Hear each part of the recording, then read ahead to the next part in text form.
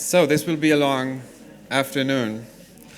It is again my great pleasure and honor to present to you Rainer Forst, who is one of the most prominent academic authors writing within the legacy and the tradition of critical theory conceived as the Frankfurt School tradition working today. He's a professor of political theory and philosophy at the Goethe University here in Frankfurt, and he's the co-director of the research project Normative Orders, of the Center of Advanced Studies Justitia Amplificata, as well as director of the Leibniz Research Group Transnational Justice. He's also a research professor at the Berlin Social Science Center, the WZB. His major publications, all of which have been translated into English, are called Contexts of Justice, 2002 in English, Toleration and Conflict, 2013, The Right to Justification, 2012, Justification and Critique, 2013, The Power of Tolerance, together with Wendy Brown, 2014, Justice, Democracy, and the Right to Justification, and Normativity and Power, 2017. In 2012, he received the Leibniz Prize from the German Research Foundation, the highest academic honor that can be bestowed on an academic in the German system. And he's also a highly visible and prominent public intellectual, intervening in many political debates and appearing regularly in all kinds of public events and sites, many of them, of course, here in Frankfurt in the city. And it's a great pleasure to have him here. And his talk is called The Performativity of Power. So welcome, Rainer. Thanks a lot, Martin, for these kind words. Thanks to the organizers for having me here. It's a great pleasure. What did I do wrong? This starts well, right? It's a great pleasure to be here in a group of colleagues whose work I think very highly of. And so I hope I can contribute something useful. I will occasionally refer to the concept of a performing or performative society, though I'm not sure exactly what it means, but when we give talks, we often refer to things we're not exactly sure what they mean, but hope to find out in the course of our reflections and discussions. So possibly we have reached a new stage in the maybe infinite development toward a society of performance. We thought that with Ronald Reagan, we already had a high point of the combination of acting and doing politics. But I think with the current American president, and not just America is not unique here, it's just a bit on the forefront. I think we have reached a new level, but it looks like most of the things we do, maybe all of the things we do, are now seen as performances which are rated by likes, Twitter followers, or other impact factors. And so I think our life has, with the new media, become much more of a performance than it was before, though life always is a performance. As you would expect from a Frankfurt School person, one could muse about the alienation that is involved in these forms of being part of a performative society, but this is not what I'm going to do. I'm going to follow the question that the organizers posed, whether we should rethink the concepts we use, just as Geoffroy was rethinking democracy and the use of it, when we confront the new social realities that we live in. And so I thought it might be useful to look at the concept of power, which is one of the most important concepts we use when we want to understand what societies are, how they function, reproduce themselves, and so on. And I want to argue that we should look at power as a performative concept. And I mean this in a particular way because I think the sphere in which power is located, in which it is exercised, or if you like, performed, is really the cognitive realm or the noumenal realm, N-O-U-M-E-N-A-L, so what the Kantians would call intelligible. So that's the realm, or the realm of reasons, if you like, in which power is located and where it is exercised. I also call that the realm of justifications, and I will muse about the meaning of justification in this context. Power, as Foucault, many others argued, and I think rightly argued, is exercised by and over free agents.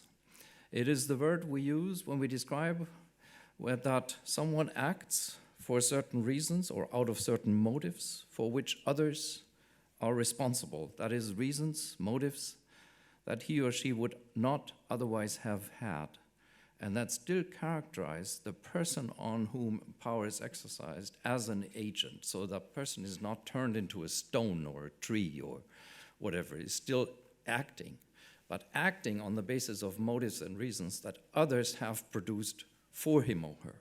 That is an exercise of power, and I'm interested in that connection of what it means to be a subject of power in that way. So while usually political philosophers are interested in the justification of power, and that is what we just talked about in the lecture before, I'm here interested in the power of justifications. How does power operate in our justificatory economy, if you like? Now, I should send you a warning. This approach is often misunderstood because people think that when I use the term justification, I mean a good justification, something true, something right, something reflected on, something critically perceived. That's not what I mean. I use justification purely descriptively in most of the argument, and when I don't, I let you know, okay? Justifications can be good or bad. For me, a justification in the descriptive sense is something that makes us believe something that is then operative in our action. Whether that is a good justification or an ideological justification is a different question. Justifications, they are anyway. I was just using the term ideological justification, and some of you may be interested in the account of ideology, knowing that in the Marxist or other traditions, this is quite a complex term. For me, ideology is a very simple term. Ideologies make the unjustifiable look justified. So you see that, of course, occasionally, and as I said, I would point this out, I use the term justification also normatively. So when I say ideologies make the unjustifiable look justifiable, I use the unjustifiable in a normative sense, look justifiable in a descriptive sense. That's how ideologies work. They turn something which should belong to the realm of the unjustifiable and drag it into our thoughts as something justified. Maybe so justified that you never even thought about questioning it. That's how ideology works. Some people think power is a bad thing. So whenever someone says, I have a theory of power, that it sounds like domination, oppression, coercion, and so on. But I think this is a mistake. Power, the exercise of power, the possession of the means of the exercise of power can be a problematic and bad thing. But resisting bad forms of power and domination and oppression are normative terms which indicate there's something wrong with these exercises of power. Resisting those forms of power is an act of power too. So how can that second act be a bad act? Well, it could if you use the wrong means or do it for the wrong motives, but power as such is neither a negative nor a positive term. In the history of political theory, most authors have used the term power mostly for negative connotations. Some, like Hannah Arendt, who has been mentioned before, mainly positive and distinguish power and violence. I do distinguish power and violence, and so I will say something about this and my slight Arendtianism, but of course we can't just redefine a term as she did and say everything that's acting in concert, which was referred to, is I call power. All the other things I call something else. That is not certain revisionism in our conceptual thinking is occasionally asked for, but that is a bit too much revisionism. So let's start with a very simple definition of power. Power is the capacity of A to motivate B to think or do something that B would otherwise not have thought or done. The definition again leaves it open whether this is done for good or bad reasons, and whether this is contrary or for the sake of B's interests, and by what means this is done. The means by which I exercise nominal power can be a good lecture, an advice, a well-founded recommendation, a lie, an ideological description of the world, a seduction, an order, or a threat. All of these uses of power, exercises of power, work on your mind. The means by which they do this are very different. But look, a threat is a performance that gives you a reason. Of course, the person who threatens you wants to give you a very particular reason, namely doing what he or she wants you to do. But that only works if the performance is a good performance. If you think the threat is real, if you think the gun that he may be holding toward you is a real gun, if you think he's actually going to use it, these are risky considerations, and I'm not recommending them if something like this happens to you, but it just shows you that yes, a gun can be a reason to comply with what the person who's holding the gun at you wants you to do, but it's not yet sufficient as a reason. If you see a frightening blink in the eye of the person who holds the gun, you might think, oh, come on, I'm going to suggest, to forget this scene and both go home, and that might work. It might not, so that's why I should warn you. What is important is that whether I convince you, I give you a reason which changes your thought and action by some kind of discursive argument or by a threat, I still have changed your set of justifications which make you operate. So both of these forms are noumenal. None of these four exercises of power turns you into a mere object, because the point of power is that you're still an agent, right? My exercise of power over you is only successful if you go on being an agent. If I have intimidated you so much that from here on you will never do anything, then I have not, fulfilled my purpose. Power has to operate between agents who are still free agents. I might reduce the space of reasons for you by a threat, by an ideological argument, but I might also open it up because I might have given you a counter-ideological argument. Both of these are exercises of noumenal, of cognitive power. So violence, as I mentioned, Arendt, is a peculiar phenomenon.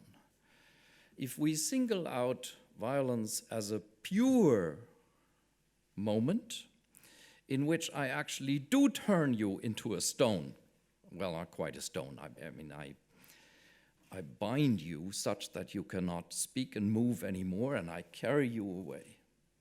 In that moment, you cease to be an agent because you're not doing anything. Something is done to you, and that's different, right? If we say power is something that goes on between those who are still agents, then the extreme case of complete objectification of another by violence is a limit case of exercising power. I'd rather call it an exercise of force, of Kraft, and not of power anymore. Of course, most of these acts which reduce others to objects serve a noumenal purpose. I just want to show you what I'm capable of doing to have a lasting cognitive effect on you, right? So that's how most cases of violence operate, though, of course, killing another is a different case. Killing another is just eliminating the other as a possible object of either positive or negative forms of power. So when a kidnapper gets into the situation of either the kidnapped person not playing along, not performing, not writing the letter, not doing the video to the father who is supposed to pay the ransom, or those who are supposed to pay just don't do it, right?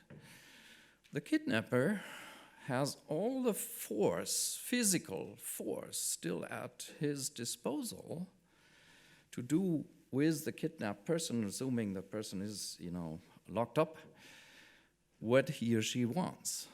But the power exercise that he was intending is slipping away, right? It's not working. And so often, I think, exercises of violence where you just, the worst thing happens and the kidnapped person gets killed are results of the loss of power. They're not a feast of power. So it's important how we describe these situations. The phenomenon of power is performative. To have and to exercise power means to be able to influence, to use, to determine. And now I, climb up the ladder a little, to occupy, colonize, and possibly to seal off, to close off, abschließen, the space of reasons for others. So these comes in degrees, right? I might have a mild influence on the way you think, but I might also be someone who is capable of completely colonizing your thoughts. Love, occasionally, is a relationship where this happens, which is not, nothing wrong with it. Well, depends. So that kind of influencing, determining, occupying the space of reasons for others can happen in a single event, but of course it can also happen in a sequence of events, and it can materialize into structures of action which are located in a context of noumenal considerations and justifications which are quite durable. I mean, whenever you meet someone in a certain dress, you think this is a priest, and when the priest approaches you, you have to act in a particular way, or the famous policeman that also came up in Geoffroy's case, or in Sartre's famous example.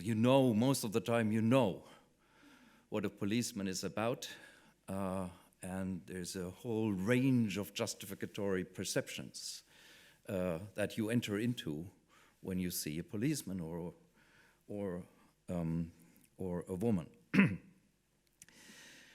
So social orders, social structures, therefore, we can describe as orders of justification, in which certain justifications for the way things are, the way we operate, for what a museum is and what's happening in such a museum, even though there are great museums where new things happen. But to enlarge the noumenal space about what a museum is takes quite a bit of work. So that's the work great people here are engaged in. Social orders are orders where justifications arise and persist, and if we're lucky, get questioned, and questioned in the right way. Sometimes they're questioned in the wrong way.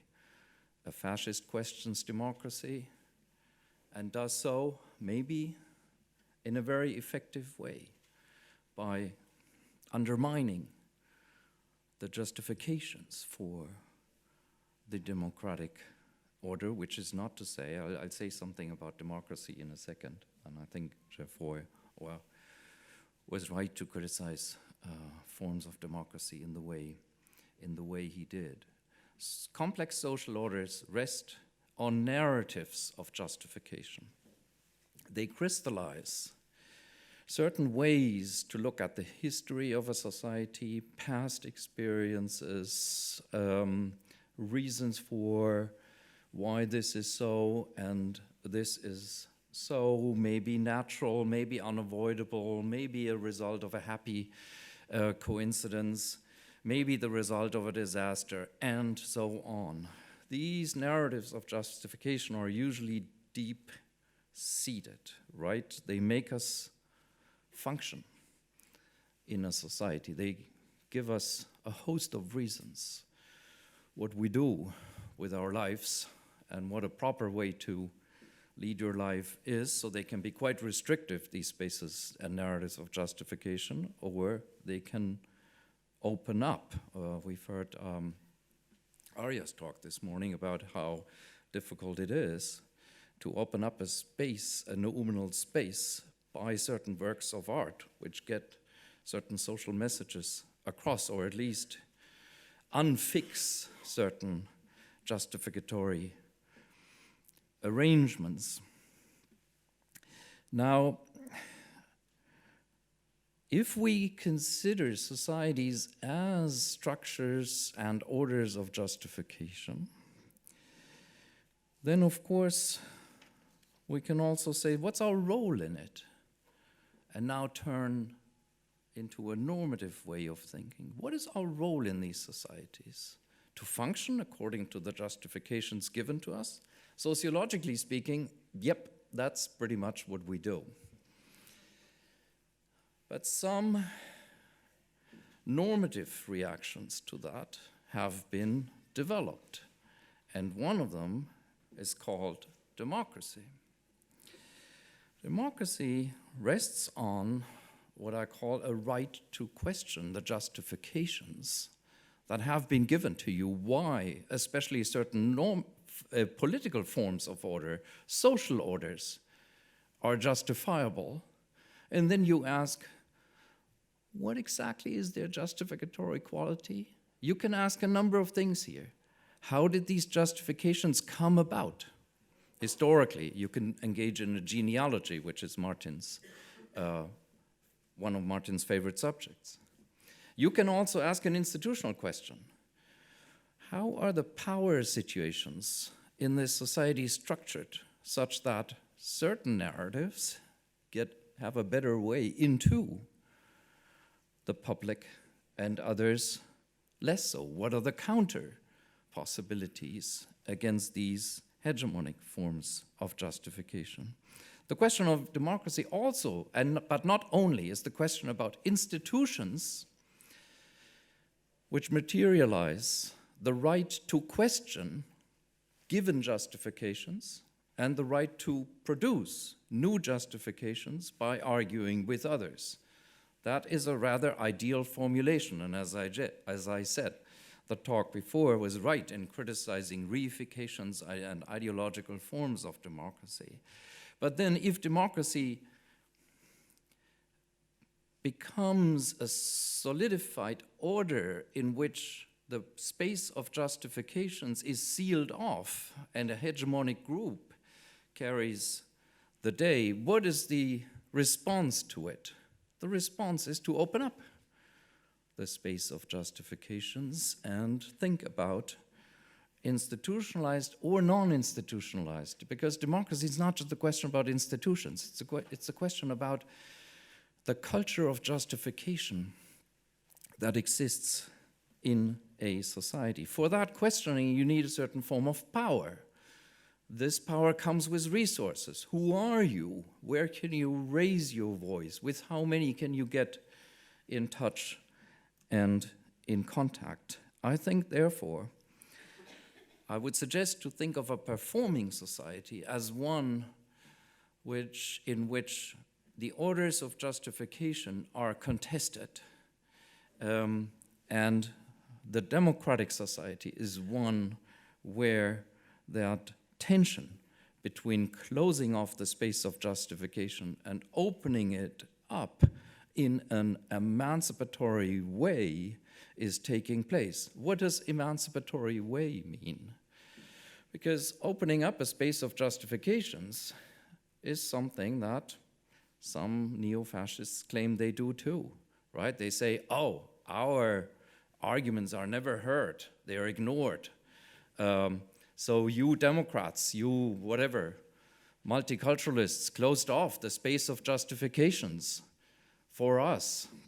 An emancipatory questioning of the sealing off of the space of justifications sees to it that those who have been marginalized as voices do so in the name of not marginalizing others and of taking democratic possibilities and resources away from them. That is what distinguishes an emancipatory critique in the name of justificatory equality from a critique which tries to, dominate others by either reduce their standard of justification and the powers of justification and the means and resources at their disposal, or no longer seeing them as agents of justification at all.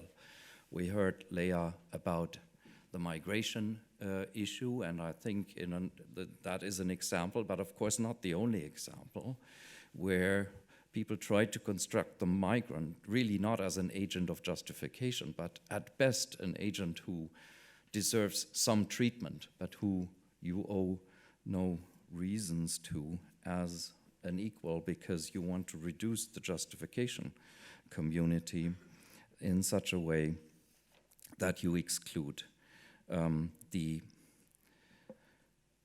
voices and also the standing of those who, in your view, do not belong here. Struggles about delineating the community of justification go on all the time.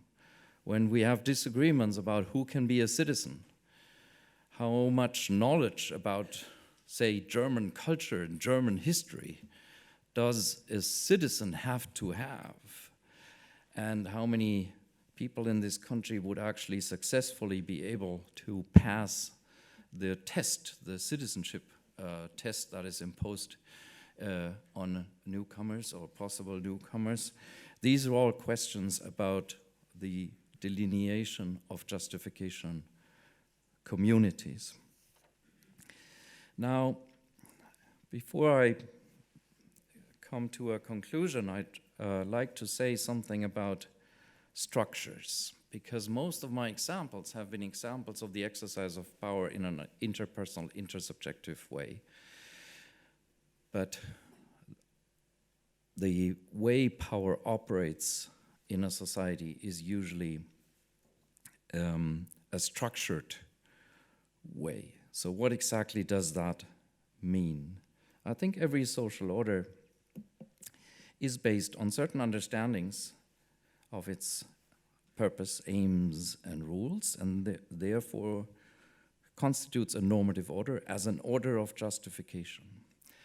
Within subsets of that order, think of how an economy, a modern economy works, and how many ideas go into what people think what an economy properly is. Ideas of value, labor, productivity, exchange, often questions of fair exchange, and so on. So the normative order of a modern economy comes with, a huge complex of justification narratives about why this is so, why that can't be changed, what you ought to do. Think of Max Weber's famous narrative of the Protestant ethic.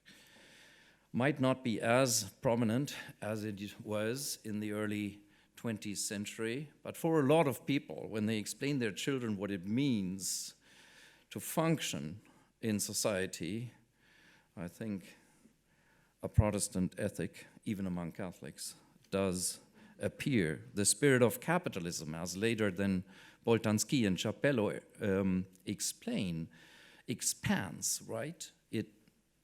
New narratives get added, And not all of these point in the right direction. If you look closely at what people think a decent economy is, many people hold a notion of fair exchange, which, if you look with a sober sociological realism, is not realized in economic exchanges at all. So there are lots of cracks in such justification narratives that build or that certain structural subsystems are being built on. So when we speak of structural power, we also speak of the narratives of justification that are used to make sense of these structures. No structure exists if there are not such narratives that explain to you what you're actually doing when you perform in them. So these are conditions of the possibility of performing in societies. These structures rely on nominal power constellations, but they also produce and reproduce them. By being part of such structures, we develop what in philosophy has been called a second nature, right? We live through some of these justifications, which are so deeply ingrained in our thoughts, feelings, and everything we do cognitively. And so, by the way, feelings for me are part of the cognitive. If you feel something, you worry about something, you fear something, that is a cognitive phenomenon, right? The emotion is not in some other parts of ourselves located apart from the mind. We think emotionally most of the time. When we think of past experience, possible future experiences, we think and feel all the time.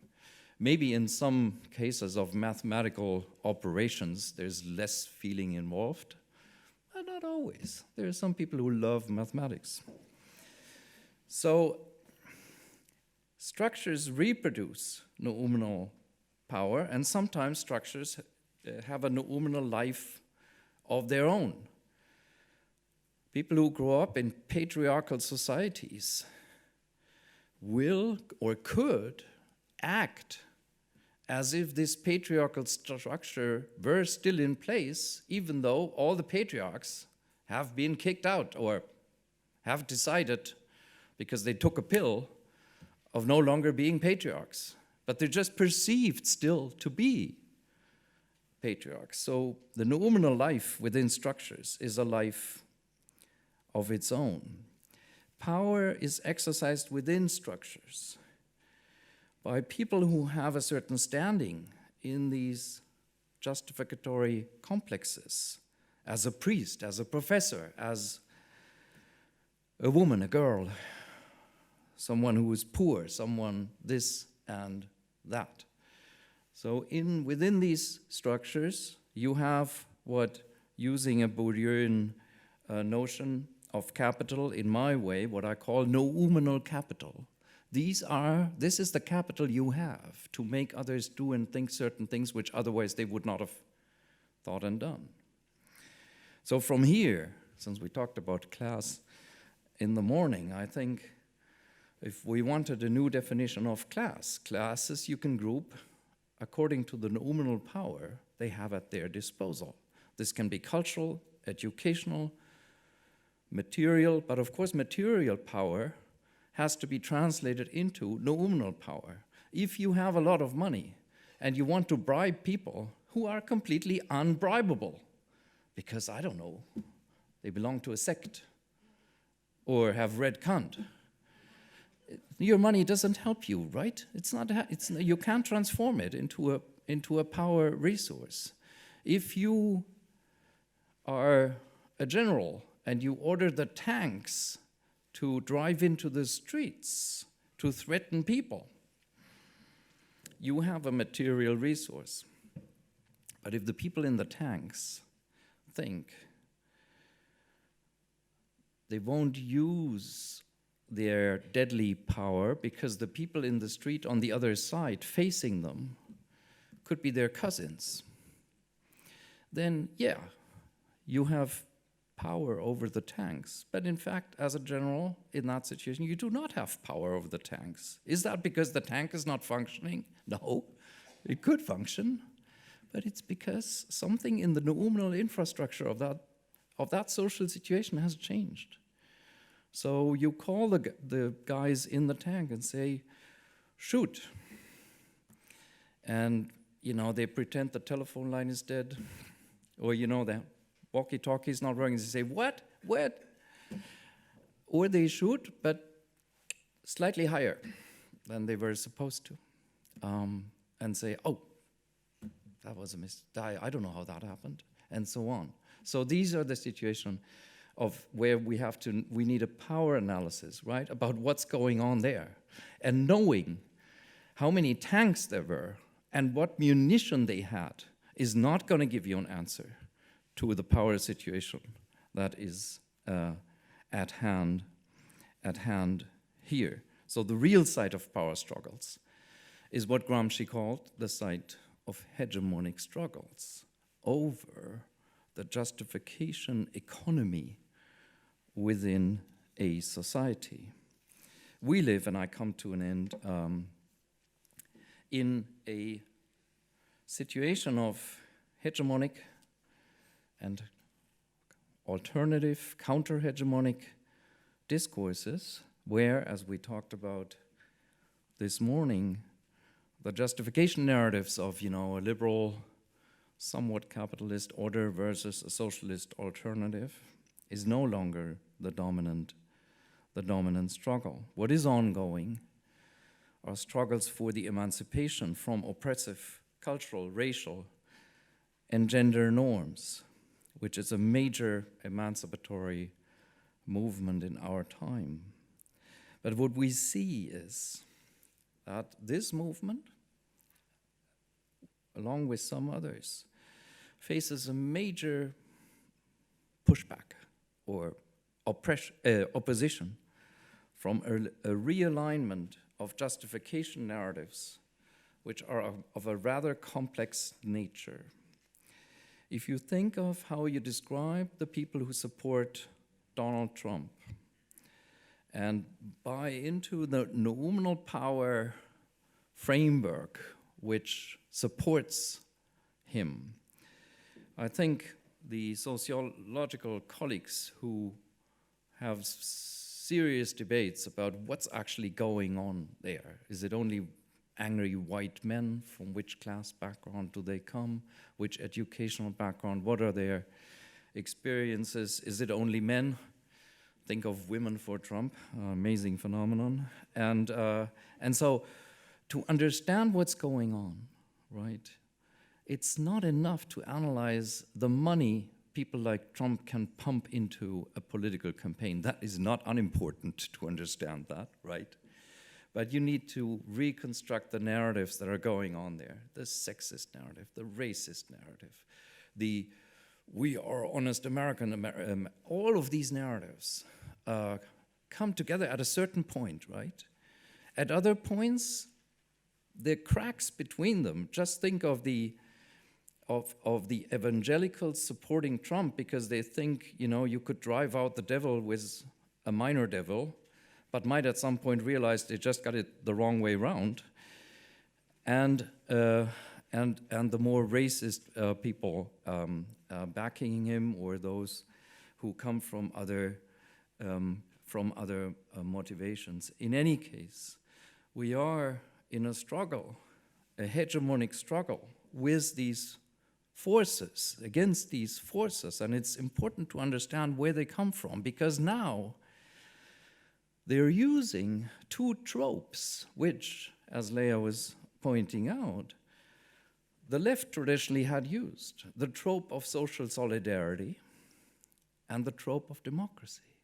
How could that happen? Well, they used the slogan that they are the real people. Wir sind das Volk, right? So they claim a notion of democracy, which is völkisch, when they're quite outspoken, which is ethnic or historical, as it's sometimes called, but they colonize the language of democracy, right? And so people ask the question, well, should we reconsider the notion of democracy? Maybe democracy was all about majorities torturing minorities, as we just heard. Was this what democracy meant, or was this a practice aiming at a kind of rule, a normative order among justificatory equals, who understand that in order to be justificatory equals, you can't be socially unequal to a degree which capitalist societies produce? So for me, democracy is a self-correcting order in which lack of justificatory equality is addressed if things go well. If things do not go well, democracy turns into a pathological enterprise where those who have justificatory power use it to dominate and marginalize others. Therefore, since the question came up, if in a beautiful Alpine republic, a majority of people by referendum decides that Muslims can have mosques but no minarets, this is not a democratic decision because it infringes on the equal standing, the equal legal standing in a very fundamental sense of a group of citizens. How could that be democratic? Then democracy really turns into, as we heard, a form of authoritarianism. But I think this is a defunct, an ideological form of democracy. This is not the truth about democracy. So, last word.